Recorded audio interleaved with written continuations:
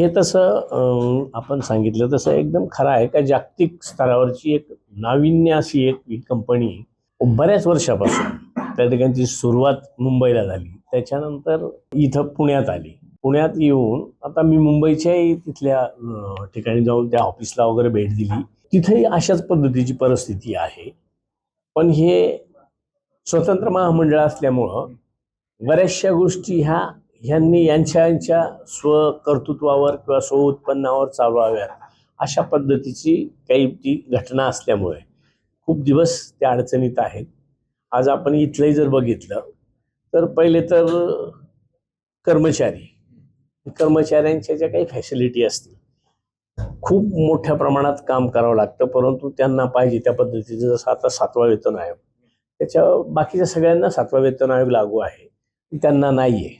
त्यांची साहजिक आहे. पण शासनाचं जे काही म्हणणं आहे तर हे स्वतःचं उत्पन्न काढून स्वतःच सगळं करावं अशी जी धोरण आहे त्याच्यामुळे ते अडचणीत येतात. आणि म्हणूनसाठी त्यांनी एक 150 कोटीचा एक प्रस्ताव शासनाला दिला आहे. मी मध्यंतरी अजितदादांकडे एक बैठक घेऊन त्या पद्धतीने त्यांच्याकडे ती मागणी केली. त्यांनी पॉझिटिव्ह त्याला सहमती सुद्धा दिलेली आहे. आता परत मंगळवारी साधारण 10:30 वाजता जे कामगारांच्या संघटनेचं काम पाहतात सचिन भाऊ आहेर, ते अण्णा बनसोडे साहेब, आम्ही त्या ठिकाणी बसून कॅबिनेटच्या अगोदर ह्याच जे वेगवेगळे प्रस्ताव गेलेत, मग काही इमारतींचे 22 साली प्रस्ताव गेलेत, आता त्याच्यात परत नव्याने प्रस्ताव करावे लागतील. काही डीपीटीसी, नाशिक डीपीटीसीला काही प्रस्ताव गेलेत, अशी सगळी माहिती आज या ठिकाणी जी मिळाली तिचं पूर्ण माहिती घेऊन आणि त्याचा पाठपुरावा करायला निश्चित मी त्या ठिकाणी प्रयत्न करेन. माझं तर तेच मत आहे का जे जागतिक चॅलेंज करणारी कंपनी आहे याचा अर्थ त्याची विश्वासार्हता खूप चांगल्या पद्धतीची आहे का बाहेरच्या देशांमध्ये सुद्धा त्या लसीची मागणी होते. तर आहे ती सगळं इन्फ्रास्ट्रक्चर जर परिपूर्ण केलं किंवा ह्या बदलत्या काळानुरूप ज्या मशिनरीमध्ये चेंज केला तर येणारं उत्पादनही वाढेल, क्वालिटी ते पुन्हा आहे त्याच्यात पुन्हा जास्तीची भर पडेल. फक्त मेन प्रश्न आहे तो त्यांना लागणारे फंड्स. तर त्यांचं म्हणणं PPP देण्याच्या बाबतीत त्यांचा अभ्यास चालू आहे. सरकारने जरी पैसे दिले, म्हणजे सरकार मागणी आहेच, मी निश्चित प्रयत्न करेल आणि देतील याचा विश्वास आहे मला आहे. ते पैसे सुद्धा आम्हाला तशी स्कीम म्हणून नको, आम्ही आमच्या उत्पन्नावर ते हळूवार त्या ठिकाणी टप्प्याटप्प्यानं रिफंड सुद्धा करू अशा पद्धतीचा त्यांचा प्रस्ताव अतिशय चांगला आहे. आणि मग इतरही लसेस आपण जे म्हणता त्या पद्धतीने तयार करण्याचा त्यांचा प्रयत्न निश्चित आहे. पण जे सुरू आहे त्यालाच कुठंतरी एक भक्कमपणा दिला पाहिजे याच्यासाठी त्यांचा प्रयत्न आहे. त्याच्यात निश्चित आपला सगळ्यांचा सहभाग राहील. ह्याच्यासाठी आपणच सांगितलं का मॅनपॉवर आपण आल्या 22 साली झालेली जी काही एक्झाम होती तिचा रिझल्ट लावून घेणं वगैरे MPSC कडून त्याचा पाठपुरावा करून 197 मुलांना आपण सेवेत म्हणजे ऑर्डर दिल्यात. त्यांचं आता 2 महिने झाले ट्रेनिंग होऊन, अजून मला वाटते 15 दिवस पुढच्या हप्त्यात त्यांचं ट्रेनिंग संपेल आणि त्याच्यानंतर त्यांना पोस्टिंग ऑलरेडी आपण दिलेली आहेत. पण ट्रेनिंगचा त्यांचा कार्यकाळ काढल्याशिवाय आपण त्यांना ड्युटी जॉईन करू म्हणजे तो नियमच आहे. आणि त्या पद्धतीने पुढच्या हप्त्यात आल्यानंतर जे मनुष्यबळ म्हणून आपण सगळ्या ठिकाणी चर्चा एकच का खूप जसं गुटखा असेल, तंबाखू असेल किंवा ऑइलचं मिक्सिंग असेल, दुधातलं मिक्सिंग असेल, ह्या सगळ्या गोष्टी ज्या आहेत किंवा ड्रग्समध्ये तशी थोडीशी माणसं आहेत. अजून काही 8 लोकांना मला वाटतंय अजून आपण नियुक्ती देतोय. म्हणजे मनुष्यबळ वाढलं का ऑटोमॅटिक काम वाढणार आणि त्याचा परिणाम निश्चित सवय खूप दिवसाच्या लागलेली आहेत ना, तीच उपाययोजना का जसं आहे त्या मनुष्यबळावर सुद्धा आपण थांबलो नाहीत. जसं तुम्हाला वारी, पंढरीची वारी, त्याच्या अगोदर आहे त्या स्टॉपवर निवड स्टॉप नाही असं म्हणून राहिलो ना, आहे त्याच्यावरच आपण तिन्ही दिंडी मार्ग जे होते त्यांना एक दिंडी निघण्याच्या 15 दिवस पूर्वी सगळ्या स्टाफला त्या भागातल्या सगळ्या लोकांना, होलसेलर लोकांना, हॉटेलवाल्यांना, धाब्यावाल्यांना सगळ्यांना नोटिसा देऊन ती दक्षता घेण्याचं ॲडव्हान्स सूचना त्यावेळेला दिल्या होत्या. आता सुद्धा ही मुलं तर येतीलच, ही जी नव्यानं आता निवड झालेली.